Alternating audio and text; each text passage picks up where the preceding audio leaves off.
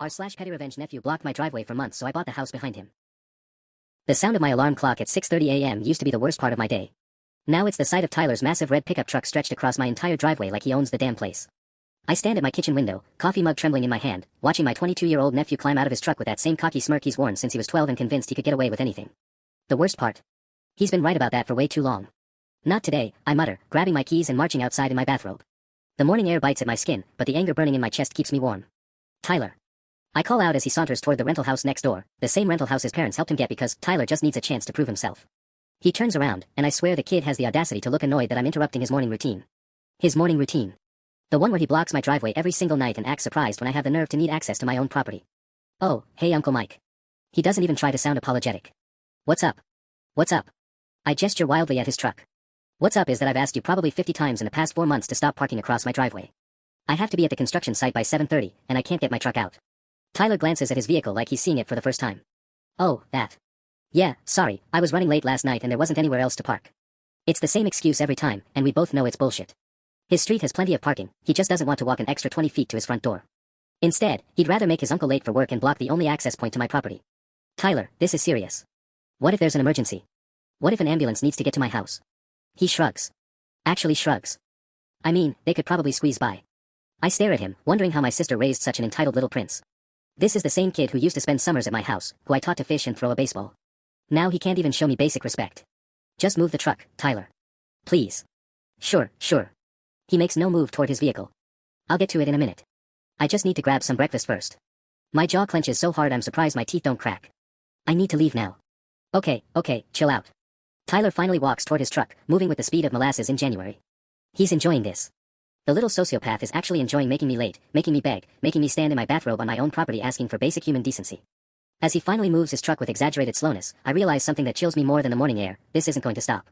Tyler has figured out that he can push me around with zero consequences, and he's going to keep doing it until someone makes him stop.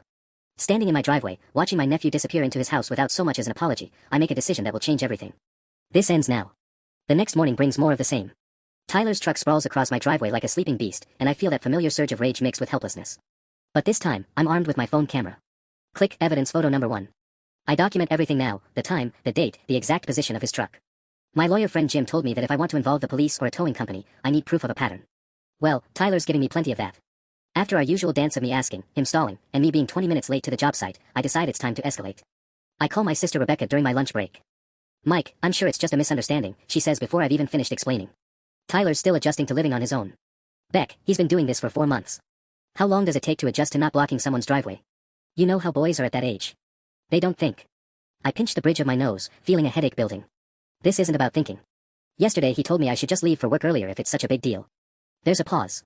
He said that. Word for word. And when I explained that I shouldn't have to rearrange my entire schedule around his parking choices, he laughed and said maybe I need to learn to be more flexible. Rebecca sighs. Let me talk to David about it. We'll have a conversation with Tyler.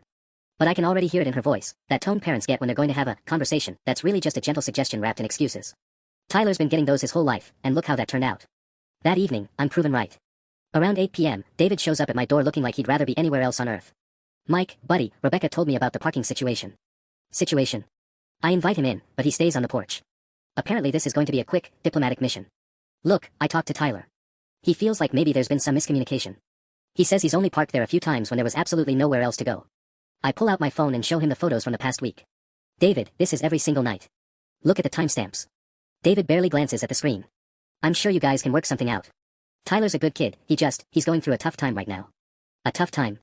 He lost his job at the warehouse last month. This is the first I'm hearing about it. So he's been lying about going to work every morning. He's been looking for something new. You know how the job market is for young people. I stare at my brother-in-law, realizing that Tyler's entitlement didn't develop in a vacuum. David, I don't care if he's having a tough time. That doesn't give him the right to block my driveway. Maybe you could park on the street sometimes. Just until he gets back on his feet. The suggestion hits me like a slap. Park on the street. In front of my own house. Because my nephew can't be bothered to show basic respect. Get off my property, I say quietly. Mike, come on. Get off my property before I say something that damages our relationship permanently. David leaves, and I stand on my porch watching Tyler's truck already positioned across my driveway for tomorrow morning's performance. Through his window, I can see the blue glow of his TV and hear him laughing at something. That's when I see it, the "for sale" sign in the yard behind Tyler's rental. The house backs right up to his property line, separated only by a chain-link fence. Suddenly, I'm not angry anymore. I'm smiling. The real estate agent's name is Patricia, and she has the kind of aggressive enthusiasm that makes me suspect she hasn't had a sale in months. When I call about the house behind Tyler's rental, she practically vibrates through the phone. Oh, you're going to love this property. It's been on the market for 6 weeks, and between you and me, the sellers are getting a little anxious. When can we schedule a showing? How about this afternoon? Perfect. I'll meet you there at 2. I take a long lunch from the construction site, telling my foreman I have a family emergency. It's not exactly a lie, Tyler has definitely created a family emergency, just not the kind anyone would expect. The house is smaller than mine, a modest 2-bedroom ranch that's seen better days. But location is everything in real estate, and this location is perfect. The backyard shares a fence line with Tyler's rental property, giving me a clear view of his back door, his parking area, and most importantly, his daily routine. Patricia chatters about square footage and recent renovations while I pretend to care about the kitchen cabinets. What I'm really focused on is the sight lines and the property boundaries. Now, I have to be honest, Patricia says as we walk through the master bedroom, the sellers are motivated. They've already moved to Florida and they're carrying 2 mortgages. I think there's room for negotiation on the asking price. The asking price is $180,000, almost exactly what I have in my savings and retirement account combined. It would wipe me out financially, but as I stand at the back window watching Tyler emerge from his house to grab something from his truck, I realize this isn't about money anymore. This is about justice. What kind of negotiation room are we talking about? I ask. Patricia's eyes light up like slot machine wheels. Well, what did you have in mind? Before I can answer, my phone buzzes with a text from my site foreman, *, where are you? Electrical inspector is here early and needs to talk to you, *. Shit. Patricia, I need to get back to work, but I'm very interested. Can I call you tonight? Absolutely. But Mike, can I give you some advice? In this market, when you find the right property, you don't want to wait too long. I have another showing scheduled for tomorrow. She's probably lying, but it doesn't matter. I've already made my decision. That evening, as I'm researching mortgage options and calculating payments, Tyler provides the perfect motivation. Not only is his truck blocking my driveway again, but he's apparently having some kind of party. Music pumps from his house, and I count at least 8 cars parked along the street and in his yard. At 11 p.m., I call the non-emergency police line to file a noise complaint. The officer who shows up looks like he'd rather be dealing with actual crime, and after a brief conversation with Tyler, the music drops to a barely tolerable level. But Tyler's not done. An hour later, the music's back up, and when I look out my window, I see him and his friend standing in his driveway, pointing at my house and laughing. One of them, a kid with face tattoos who looks like he's never worked an honest day in his life, walks over and deliberately kicks my garbage can, sending trash across my lawn. I call the police again. This time, the same officer looks annoyed with me instead of Tyler. Sir, unless you see them actually vandalizing your property, there's not much we can do about them standing in their own driveway. What about the garbage can? Did you see him kick it? Yes. Can you prove it? And there it is, the moment I realize that playing by the rules is a game Tyler will always win. He's young, connected to family that enables him, and skilled at staying just inside the boundaries of what's technically legal while making my life hell. As the officer drives away and Tyler's friends high-five each other like they've just won some kind of victory, I pick up my phone and call Patricia. I want to make an offer. The next 48 hours blur together in a whirlwind of phone calls, paperwork, and the kind of financial decisions that would normally keep me awake at night. Instead, I sleep better than I have in months, sustained by the sweet dream of Tyler's face when he realizes what's coming. My offer of $165,000 gets accepted within 6 hours. The sellers are so desperate to close that they agree to an expedited timeline, 3 weeks instead of the usual month or more. Patricia keeps gushing about how this is the fastest deal she's ever put together, but I suspect she's just happy to finally make a commission. The mortgage approval process, however, proves more complicated than Patricia's enthusiasm led me to believe. Mr. Henderson, the loan officer says during our meeting, your debt-to-income ratio is aggressive. You're essentially borrowing against your entire financial future for this property. I understand the risks. Do you? Because if you lose your job or have any major expenses, you'll be looking at foreclosure within months. And at your age, rebuilding your retirement savings. I cut him off. What do I need to do to make this happen? He slides a stack of documents across his desk. We'll need 3 months of bank statements, tax returns, employment verification, and a cosigner. My stomach drops. A cosigner? Given the loan amount relative to your assets, yes. Someone with good credit and stable income who's willing to guarantee the debt. This is a complication I hadn't anticipated. My credit is decent, but not great. My income from the construction company is steady but not spectacular. And asking someone to co-sign a loan so I can exact revenge on my nephew isn't exactly a conversation I'm looking forward to. That afternoon brings another gift from Tyler. I arrive home to find not just his truck blocking my driveway, but 2 of his friends' cars parked in my yard. Actually in my yard, with tire tracks cutting deep gouges in the grass I spent all last summer trying to restore. I march over to Tyler's house and pound on the door. When he answers, I can smell marijuana wafting out behind him, and his eyes are bloodshot and glazed. Your friends are parked in my yard. Tyler squints past me at the cars like he's seeing them for the first time. Huh. Weird. Get them moved. Now. Okay, chill out, Uncle Mike. We'll move them in a few minutes. Not in a few minutes. Now. That's when one of his friends appears behind him, the same face tattoo kid who kicked my garbage can. Who is this guy, Tyler? My uncle. He's the one I told you about who freaks out over parking. Face tattoo kid looks me up and down with the kind of disrespect that makes my hands curl into fists. Maybe uncle needs to learn some patience. I take a step forward. Maybe you need to learn some respect for other people's property. Mike. Tyler steps between us, suddenly looking nervous. It's cool, we'll move the cars. But face tattoo kid isn't done. Nah, Tyler, why should we? It's just grass. It'll grow back. That's when I notice something that makes my blood run cold. Through the open door, I can see into Tyler's living room, and there's drug paraphernalia on his coffee table. Not just marijuana, something that requires pipes and small baggies. If Tyler's dealing drugs out of his rental property, this situation just became exponentially more complicated. The house I'm buying backs right up to what might be a drug operation, which could affect everything from property values to my personal safety. But it also gives me leverage I didn't have before. You know what? I say, pulling out my phone and taking a photo of their license plates and the tire tracks in my yard. Take your time moving those cars. I've got some calls to make. Tyler's face goes pale. Uncle Mike, wait. 3 weeks, I say, looking directly at face tattoo kid. Enjoy them. I walk away feeling Tyler's stare burning into my back, knowing I've just declared war. The question is, am I ready for what comes next? The next morning brings a new level of petty warfare that would be impressive if it weren't so infuriating. Tyler's truck isn't just blocking my driveway, it's positioned at such an angle that I can't even walk around it without stepping into the street. When I knock on his door at 7 a.m. sharp, nobody answers, despite the fact that I can hear movement inside and see lights on. I call his phone. It goes straight to voicemail. 20 minutes of pounding on his door and calling his name finally produces results, but not the ones I want. Tyler emerges looking like he just rolled out of bed, moving with deliberate slowness that screams retaliation. Oh, hey Uncle Mike. Sorry, I was in the shower. His hair is completely dry. Tyler, I cannot be late again today. I've got an inspection at 8:30, and if I'm not there. Yeah, I hear you. He stretches dramatically, takes his time finding his keys, then spends another 5 minutes adjusting his mirrors and seat position. By the time he finally moves his truck, I'm already 30 minutes behind schedule. But as he's pulling away, Tyler rolls down his window with that familiar smirk. Oh, by the way, Uncle Mike. You might want to check your mailbox. My stomach drops. Inside the mailbox, I find a formal complaint letter addressed to the city's code enforcement office, filed against me. According to the document, an anonymous neighbor has reported multiple violations on my property, an unpermitted shed, improper drainage, and overgrown vegetation creating a public nuisance. Every single allegation is complete bullshit, but that doesn't matter. Code enforcement will still have to investigate, which means inspections, paperwork, and potentially expensive remediation work to satisfy bureaucrats who've never swung a hammer in their lives. The shed has been on my property for 15 years and was properly permitted. I have the paperwork to prove it, somewhere in my filing cabinet, buried under a decade of other documents I'll now have to dig through. The drainage works perfectly, Tyler's just describing the natural slope of my yard. And the overgrown vegetation is a small wildflower garden my late wife planted that I can't bring myself to remove. Tyler has figured out how to weaponize the system against me. I call Patricia from the job site during my lunch break, my hands shaking with rage. How's that cosigner situation coming along? She asks cheerfully. I'm working on it. But Patricia, I need to know, is there any way to expedite this process even more? Well, if you could come up with a larger down payment, that might eliminate the cosigner requirement. How much additional cash could you put together? The honest answer is zero. I'm already liquidating everything I have.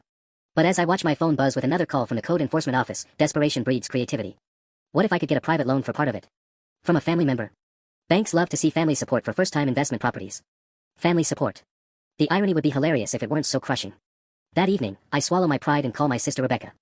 After 20 minutes of small talk and careful diplomatic maneuvering, I finally work up the courage to ask. Beck, I need a favor. A big one. Of course, Mike. You know I'd do anything for you. I need to borrow $30,000. The silence stretches so long I wonder if the call dropped. Mike, what's going on? Are you in some kind of trouble? I can't tell her the truth, that I'm borrowing money to buy a house specifically to make her son's life miserable. So I go with a version that's technically accurate. I found an investment property. Good neighborhood, below market value, but I need to move fast or I'll lose it. 30,000 is. Mike, that's a lot of money. David and I would have to take it out of the kids' college funds. The kids. Tyler's younger siblings who actually deserve parents who invest in their futures. Never mind, I say quickly. It was just a thought. No, wait. Let me talk to David. Maybe we can work something out. Can you give me a few days? After we hang up, I sit in my kitchen staring at the code enforcement letter and feeling like the walls are closing in. Through my window, I can see Tyler in his backyard, grilling something and laughing with the same friends who parked in my yard. He raises a beer bottle in my direction when he notices me watching, a mocking toast to his tactical victory. That's when my phone rings with a number I don't recognize. Mr. Henderson. This is Detective Morrison with the county sheriff's office. I understand you filed a report about possible drug activity in your neighborhood. My heart pounds. I never called the police about drugs. I only took photos of the license plates and mentioned making calls as a bluff. I'm sorry, detective, but I think there's been some confusion. Sir, we take drug allegations very seriously. I'd like to schedule a time to come by and discuss what you've observed. Would tomorrow evening work for you? I realize what's happened. Someone, probably Tyler or one of his friends, has filed a false police report claiming I accused them of drug dealing. Now I'm caught in a web of official investigations that could backfire spectacularly. Detective, I think there may have been a misunderstanding. Mr. Henderson, filing false reports is a serious offense. I strongly suggest we have this conversation in person. As I hang up, Tyler appears at his back fence, still holding his beer, still smiling. He's not just fighting back anymore. He's trying to destroy me. The meeting with Detective Morrison goes exactly as badly as I expected. He's a thin, serious man with the kind of mustache that went out of style in the 80s and the suspicious eyes of someone who's heard every lie in the book. Mr. Henderson, we have a complaint that you've been making false accusations about drug activity against your neighbors. That's a serious allegation. I sit across from him at my kitchen table, acutely aware that Tyler's truck is once again parked across my driveway, visible through the window behind the detective's head. The positioning feels deliberate, Tyler's daily reminder of who's really in control here. Detective, I never filed any report about drugs. Someone must have misunderstood. So you're saying you never threatened to call police about suspicious activity next door? The question is a trap, and we both know it. I may have mentioned calling police in the context of parking violations and property damage, but I never accused anyone of drug dealing. Morrison makes a note that probably says something like, subject is backpedaling. Then he leans forward with the expression of a man who's about to drop a bomb. Mr. Henderson, are you aware that your nephew has filed a restraining order request against you? The words hit me like a physical blow. What? Tyler Mitchell claims you've been harassing him, threatening him, and engaging in what he calls stalking behavior. He says you take photos of his property, bang on his door at all hours, and have made threats about making his life difficult. Every accusation is technically true but completely stripped of context. Yes, I take photos of my blocked driveway. Yes, I knock on his door to ask him to move his truck so I can get to work. And yes, I may have made some comments about consequences, but that was after months of him treating me like dirt on his shoe. Detective, Tyler has been blocking my driveway every single day for 4 months. I have documentation. Sir, parking disputes are civil matters. Harassment and threats are criminal ones. The detective slides a document across my table. It's a temporary restraining order that prohibits me from approaching Tyler's property, contacting him directly, or engaging in any behavior that could be construed as intimidating or threatening. I stare at the paper, feeling my entire plan crumbling around me. If I can't even talk to Tyler, how am I supposed to manage the situation once I own the house behind him? More importantly, how am I going to survive the next 3 weeks until closing without being able to address the parking situation at all? This is insane, I mutter. Mr. Henderson, I strongly suggest you take this seriously. Violating a restraining order is a felony. That means jail time. After Morrison leaves, I call Patricia in a panic. We have a problem. What kind of problem? The legal kind. If I can't close on this house in the next 3 weeks, I'm going to lose my mind. Patricia's cheerful real estate agent voice takes on a note of concern. Mike, are you having second thoughts? Because if there are legal issues affecting your ability to qualify for the mortgage. No legal issues with the mortgage. This is personal. But even as I say it, I wonder if that's true. If Tyler escalates this restraining order situation, if he manages to get me arrested for something, that would definitely affect my mortgage approval. The bank isn't going to lend money to someone with pending criminal charges. I spend the rest of the evening researching restraining orders and discovering that Tyler has played this perfectly. The threshold for getting a temporary order is surprisingly low, basically just his word against mine. The hearing for a permanent order isn't scheduled for 6 weeks, which means I'm stuck with these restrictions right through the house closing. Meanwhile, Tyler seems to be celebrating his legal victory. The music from his house is louder than usual, and I count at least 12 cars parked in various illegal configurations around his property. But I can't call the police, can't document anything, can't even step outside without worrying that some neighbor will report me for violating the restraining order. My phone buzzes with a text from Rebecca. David and I talked about the loan. We can do $15,000, but we need to know more details about this investment property. Can you come over this weekend? $15,000 isn't enough to eliminate the co-signer requirement, but it might be enough to convince the bank to move forward. The problem is explaining to Rebecca why I need the money without revealing that I'm using it to wage war against her son. As I'm crafting a response, another text comes through from an unknown number. Hope you're enjoying the taste of your own medicine, Uncle Mike. This is just the beginning. Tyler isn't just winning anymore. He's gloating. And despite the restraining order, despite the financial complications, despite everything that could go wrong, I find myself more determined than ever to see this through. The question is whether I can survive the next 3 weeks without doing something that lands me in jail. The mortgage underwriter calls me at 6:47 a.m. on a Tuesday, which immediately tells me this isn't going to be good news. Mr. Henderson, we've encountered some complications with your loan application. I'm standing in my kitchen, watching Tyler load cases of beer into his truck while completely blocking my driveway, and I have to bite my tongue to keep from screaming into the phone. What kind of complications? Well, first, there's the matter of this restraining order that appeared in your background check. Our legal department has some concerns about lending to someone involved in ongoing litigation. My coffee cup nearly slips from my hand. That's a temporary civil matter. It has nothing to do with my ability to pay a mortgage. Perhaps, but there's also the issue of the code enforcement liens that were filed against your current property yesterday. The what? 3 separate violations, totaling $8,400 in potential fines. The city has placed a lien on your property pending resolution. This significantly impacts your debt-to-income ratio and your available collateral. I sink into a chair, watching Tyler now washing his truck in the street, taking his sweet time while water runs directly into my storm drain. The little bastard has turned my own property into a weapon against me. How long do I have to resolve this? The lien issue? Our underwriting committee meets Thursday. If those liens aren't cleared by then, we'll have to decline the application. Thursday. 2 days to fight city bureaucracy that moves at the speed of geological formations. And if I clear the liens, then we still need that cosigner we discussed, or an additional $20,000 down payment. After hanging up, I spend the next hour on hold with the code enforcement office, listening to tinny classical music while Tyler and his friends turn washing his truck into some kind of social event. They're being deliberately loud, obviously performing for my benefit, since the restraining order means I can't even go outside to document their latest provocation. When I finally reach a human being at the city, the news gets worse. Mr. Henderson, I show 3 active violations on your property. The shed issue can be resolved if you can produce the original permits, but our inspector noted structural concerns that may require additional engineering reports. What structural concerns? It's been standing fine for 15 years. I can't speak to the inspector's specific findings, but there's also the drainage issue. Our environmental compliance officer determined that runoff from your property is impacting the municipal storm system. I look out at my perfectly normal yard with its perfectly normal slope, wondering how Tyler managed to convince a city inspector that basic topography constitutes an environmental hazard. And the vegetation violation? Failure to maintain landscaping according to municipal standards. The inspector noted several plants that exceed height restrictions and may pose fire hazards. My wife's wildflower garden. They want me to destroy my wife's memorial garden because Tyler filed a complaint. What's the process for appealing these violations? You can request a hearing, but the earliest available date is 6 weeks out. In the meantime, the liens remain active. 6 weeks. Well past my closing date, well past any chance of buying the house that would give me leverage over Tyler's reign of terror. As I'm processing this catastrophe, Rebecca calls. Mike, I've been thinking about that loan you need. David and I want to help, but we're concerned about some things we've been hearing. My stomach clenches. What kind of things? Well, Tyler mentioned that you two have been having some conflicts. And then David ran into Detective Morrison at the grocery store yesterday. Of course. In a town this small, everyone talks to everyone, and Tyler's version of events is spreading like wildfire through my family. Beck, whatever Tyler told you. He says you've been harassing him. Taking pictures of his house, threatening him.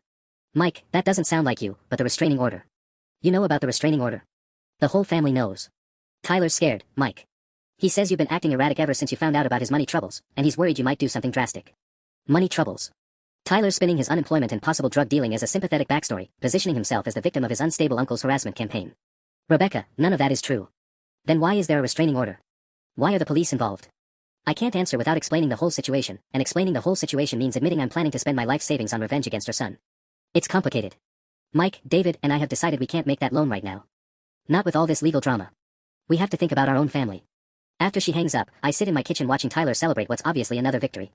He's gathered his friends around his truck, and they're all looking toward my house, raising beer bottles in mock salute. My mortgage is dying. My property is under siege by city bureaucrats. My family thinks I'm having some kind of breakdown. And Tyler knows exactly what he's doing. But as I watch him perform his victory dance, I notice something he probably doesn't think I can see from my kitchen window. Behind his house, there's a moving truck. Someone's moving out of the rental property next to my target house. Which means there's about to be another vacancy in Tyler's immediate vicinity.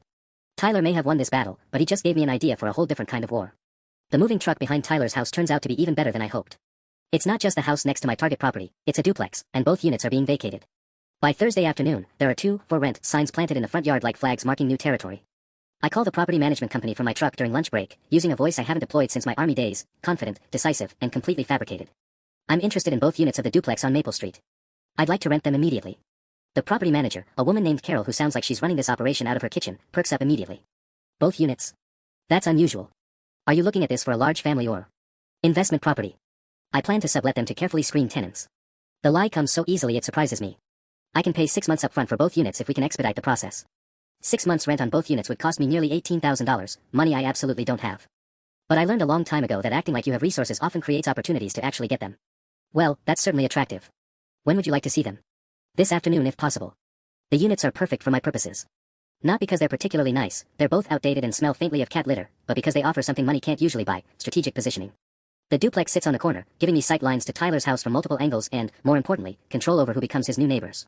As Carol walks me through the second unit, explaining the lease terms and deposit requirements, my phone buzzes with a text from Patricia, *Mike, the sellers are getting nervous about the delayed closing.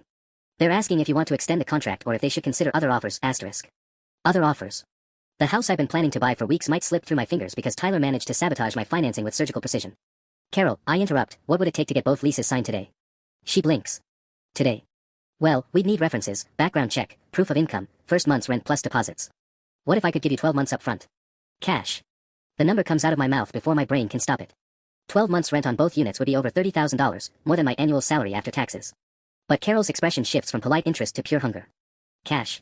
Well, that would certainly simplify things. We could probably skip some of the usual verification processes. My phone rings.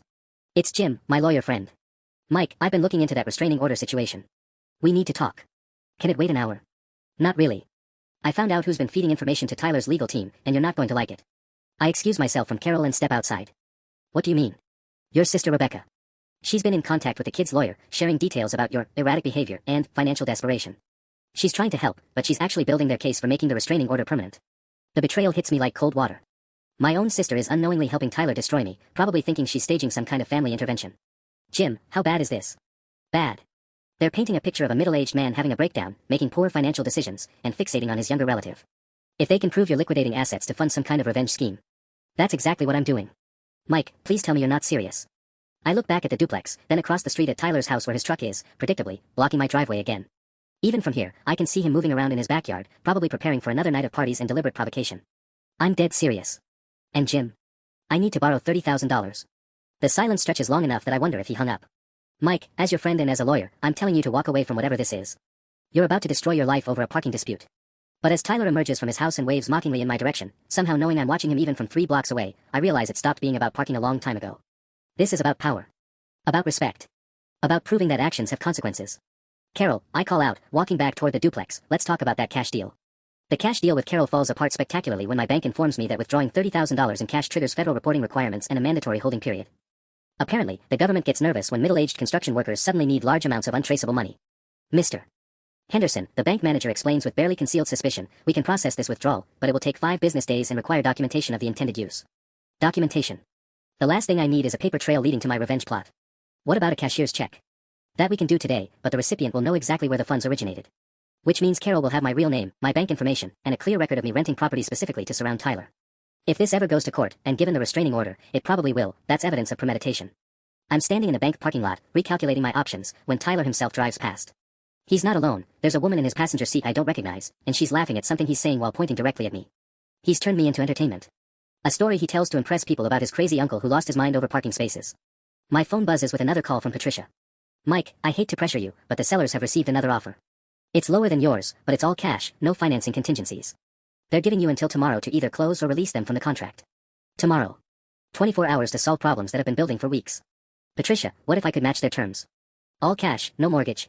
Do you have that kind of liquidity? Because Mike, we're talking about $165,000. I don't. But as I watch Tyler's truck disappear around the corner, probably heading back to block my driveway for the evening show, an idea forms that's either brilliant or completely insane. My house is worth about $240,000, and I own it free and clear.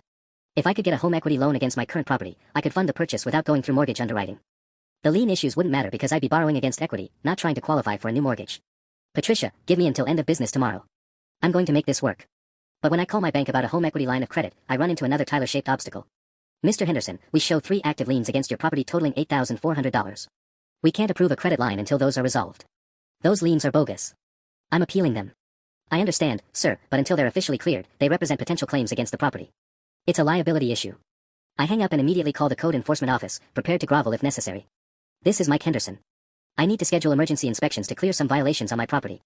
Sir, our next available inspection date is 3 weeks out. We're very backed up. 3 weeks. This is an emergency. Is there an immediate safety hazard? Structural collapse? Gas leak? No, but... Then it's not an emergency, sir. Tyler has weaponized bureaucracy itself against me. Every system I try to use, every official channel I attempt to navigate, has been poisoned by his initial complaints. I'm fighting a war on multiple fronts against an enemy who's had weeks to prepare the battlefield. That evening, as I'm researching private lenders and hard money loans with interest rates that would make a loan shark blush, Tyler provides the final insult. Not only is his truck blocking my driveway, but he set up a barbecue grill in my yard. Actually in my yard. On my grass. 20 feet from my front door. He's not even trying to hide it anymore. The restraining order has made me powerless to stop him, and he knows it. Through my kitchen window, I watch him flip burgers while his friends drink beer and toss trash onto my lawn. One of them is using my garden hose without permission. Another has parked a motorcycle against my mailbox. And Tyler sees me watching. He raises a spatula in mock salute, grins, and mouths words I can read clearly. What are you gonna do about it? That's when I realize the truth. Tyler isn't just trying to win anymore. He's trying to make me snap. Looking at Tyler mouthing, what are you gonna do about it, while standing on my own property, something clicks into place in my mind. He's not just escalating randomly, he's following a script. The restraining order, the code enforcement complaints, the systematic destruction of my financing options. This isn't the impulsive behavior of a spoiled 22-year-old. Someone's coaching him. I grab my laptop and start researching Tyler's supposed legal team. The lawyer listed on the restraining order paperwork is Marcus Webb, a name I don't recognize. His website shows a practice specializing in tenant rights and harassment cases, with a lot of emphasis on protecting young adults from family intimidation. Family intimidation. That phrase is too specific to be coincidental. I dig deeper and find something interesting. Webb's firm has handled 6 similar cases in the past year, all involving older relatives allegedly harassing younger family members over property disputes. The pattern is identical: parking complaints escalate to restraining orders, then civil suits for emotional distress and interference with peaceful enjoyment of property. Tyler isn't just being coached, he's following a playbook designed to extract money from family members who can't afford prolonged legal battles. My phone rings. It's my foreman from the construction site. Mike, we've got a problem. Someone called OSHA claiming you've been operating equipment while mentally unstable and might be a danger to the crew. The blood drains from my face. Someone called OSHA about me personally. Anonymous tip. They're sending an inspector tomorrow morning. Mike, what the hell is going on? I've got guys asking if they should request transfers because they're worried about working with you. OSHA. Tyler's not just attacking my personal finances anymore, he's going after my livelihood. If an OSHA inspector determines I'm unfit for duty, I could lose my job, my income, and any chance of securing loans or fighting back. Boss, this is connected to some family issues I'm dealing with. The complaint is completely false. I hope so, Mike, because if OSHA finds any safety violations while they're here investigating you, it could shut down the whole project. We're talking about 40 guys out of work and $250,000 in delays. After he hangs up, I sit staring at Tyler's barbecue setup in my yard, understanding the full scope of what I'm facing. This isn't just about buying a house for revenge anymore. Tyler's systematic campaign is designed to leave me unemployed, broke, and legally powerless, probably so I'll agree to some kind of cash settlement to make it all go away. The smart play would be to surrender. Apologize, pay whatever he's asking, and hope he gets bored and moves on to easier targets. Instead, I call my brother-in-law David directly. Mike. Rebecca said she talked to you about the loan situation. Look, we're just trying to. David, I need you to listen very carefully. Your son is being coached by a lawyer who specializes in shaking down family members. This isn't about parking or harassment, it's a con game, and Tyler's the front man. Silence. Mike, that's a pretty serious accusation. Marcus Webb. Look him up. Look at his other cases. Then ask yourself how an unemployed 22-year-old suddenly developed the sophistication to file strategic code enforcement complaints and coordinate legal attacks across multiple agencies. Tyler's just protecting himself. From what? From me asking him not to block my driveway. David, he's literally grilling burgers in my front yard right now while his friends throw trash on my lawn. Through my window, I watch Tyler flip a burger and laugh with his friends, completely confident in his untouchability. David, how much money has Tyler asked your family for in the past 6 months? Another long silence. That's not really your business, Mike. But his tone tells me everything I need to know. Tyler's been working this angle on multiple family members simultaneously, using legal pressure on me to demonstrate how serious his harassment claims are. Ask Rebecca to check her credit report, I say quietly. Ask her when Tyler last had access to personal information about your finances. I hang up and watch Tyler raise another mocking toast in my direction.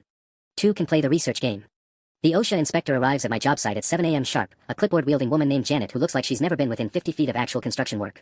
She makes a beeline for me while I'm reviewing blueprints with my crew, and I can feel every eye on the site watching this unfold. Mr. Henderson. I'm here about a safety complaint filed against you personally. The way she says it, loud enough for half the crew to hear, tells me this is going to be a public humiliation designed to destroy my reputation. My foreman shoots me a look that says, fix this fast, while the younger guys start whispering among themselves.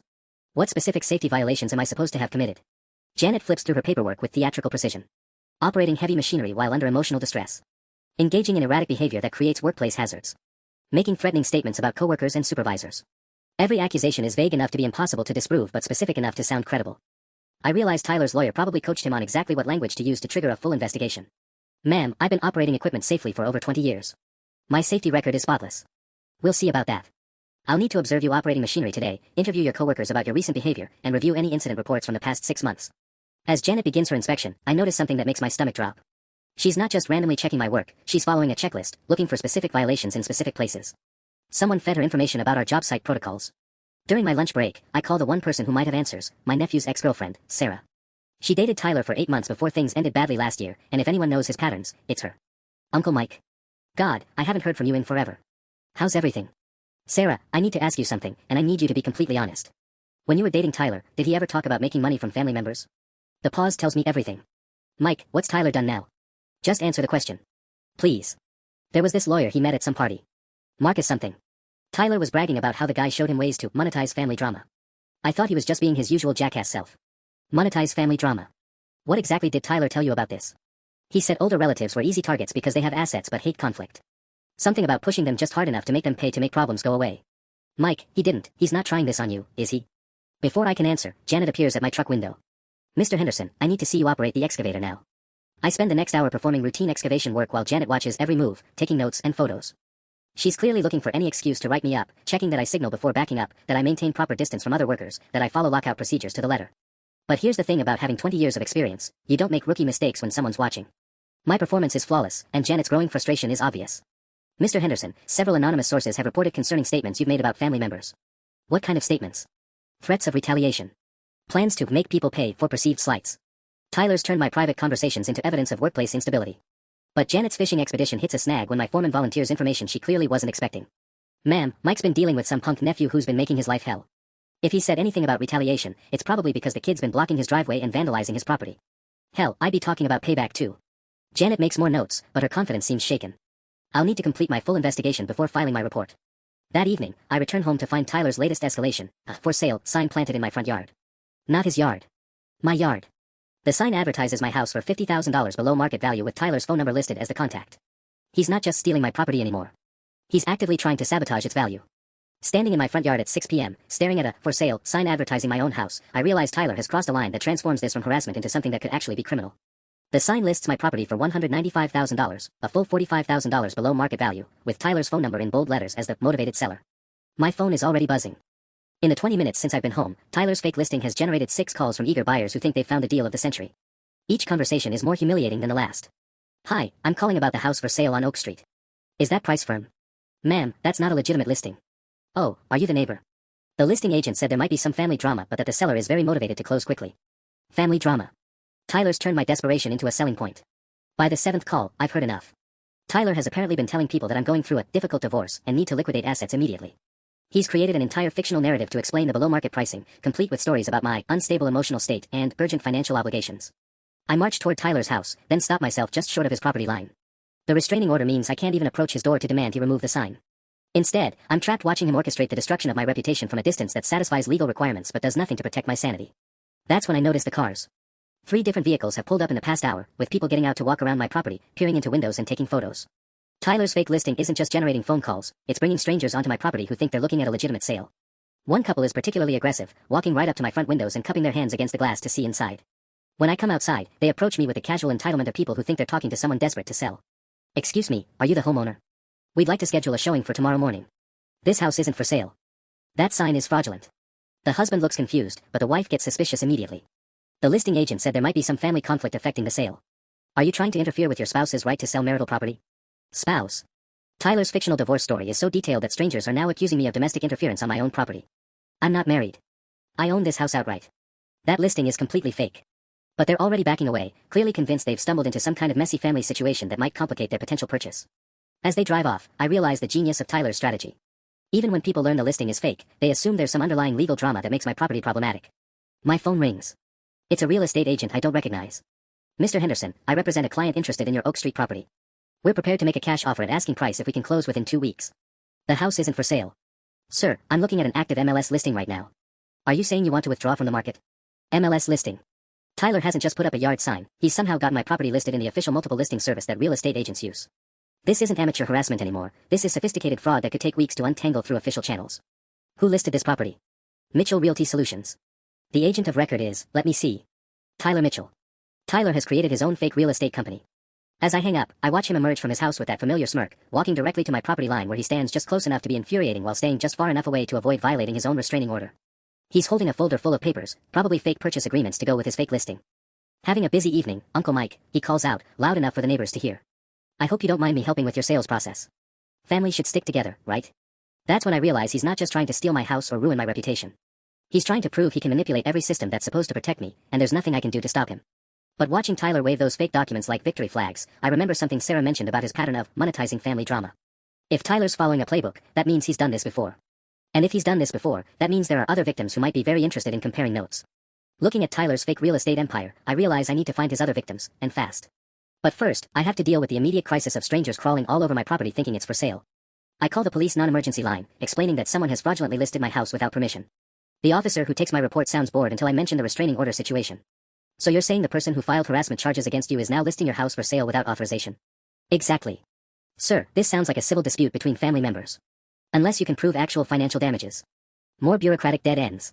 Tyler's restraining order has poisoned every official channel I might use for help. To the police, this looks like a crazy uncle escalating conflict with his nephew, not a victim reporting fraud. After hanging up in frustration, I decide to take matters into my own hands. If Tyler's following a pattern, then Marcus Webb's other cases should show similar tactics. I spend the next 3 hours researching court records, looking for Webb's previous clients and their family situations. What I find is worse than I imagined.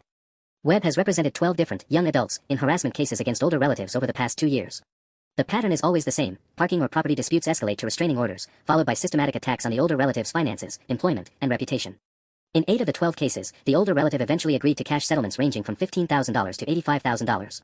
But here's the interesting part: in 3 cases where the older relatives fought back instead of settling, Webb suddenly withdrew from representation, and his clients dropped their complaints entirely. Tyler's operation only works against people who can be intimidated into paying. I start making phone calls to Webb's former targets, introducing myself as someone facing similar tactics. The first 2 numbers are disconnected, but the third call hits jackpot. Hello, this is Robert Chin. Mr. Chin, my name is Mike Henderson. I believe we may have both been targeted by Marcus Webb and his clients. Did your case involve a younger relative making harassment claims? Long pause. How did you get this number? Court records. Mr. Chen, I'm dealing with the exact same playbook your nephew used. Fake code violations, OSHA complaints, fraudulent property listings. Jesus Christ. You too. Robert's story is almost identical to mine, except his nephew claimed Robert was financially abusing him by refusing to co-sign apartment leases and car loans. The harassment campaign lasted 8 months and cost Robert his job, his credit rating, and eventually $40,000 in settlement payments. The worst part, Robert tells me, is that my family still thinks I was the problem. My nephew convinced everyone I was having some kind of breakdown, and paying him off was the only way to get the help I needed. How did it finally end? I moved to another state. Changed jobs, sold my house, started over completely. It was easier than fighting. But Robert gives me something valuable, contact information for 2 other victims who fought back successfully. Margaret Stern's case ended when she hired a private investigator who discovered her granddaughter was running the same scam on 3 different relatives simultaneously. The evidence of coordinated fraud was enough to get criminal charges filed. Frank Morrison's nephew made the mistake of trying the fake property listing trick on a house that Frank had already sold. When the new owners got harassed by fake buyers, they pressed charges for interfering with their property rights. The key, Frank tells me, is getting them to make a mistake that crosses the line from civil harassment into actual criminal behavior. Webb's smart, he keeps his clients just inside the boundaries of what's technically legal. But eventually they get cocky and go too far. As we're talking, I watch through my window as Tyler sets up what appears to be an open house event in my driveway. He's arranged folding chairs and a card table, and people are actually showing up with clipboards and measuring tapes. Frank, what if they're literally holding fake open houses on your property? That's trespassing and fraud. Document everything. Call the police every time someone steps onto your property claiming to be there for a showing. Make it Tyler's problem to explain why he's sending people to trespass. I grab my phone and start recording as a young couple approaches Tyler's open house setup. They're clearly expecting a legitimate property tour, and Tyler's directing them toward my front door like he owns the place. This might finally be the mistake that brings him down. But as I'm filming, Tyler spots me and waves cheerfully. Then he pulls out his own phone and starts recording me recording him, probably building evidence for his harassment case. Even when he's breaking the law, Tyler's thinking 3 moves ahead. The question is, am I smart enough to outmaneuver him before he destroys what's left of my life? The fake open house in my driveway attracts more people than I expected. By 2 p.m., there are 8 cars parked along my street and a steady stream of potential buyers walking around my property with Tyler playing tour guide from the safety of the public sidewalk. I'm documenting everything from my kitchen window when my phone rings with a number I don't recognize. Mr. Henderson.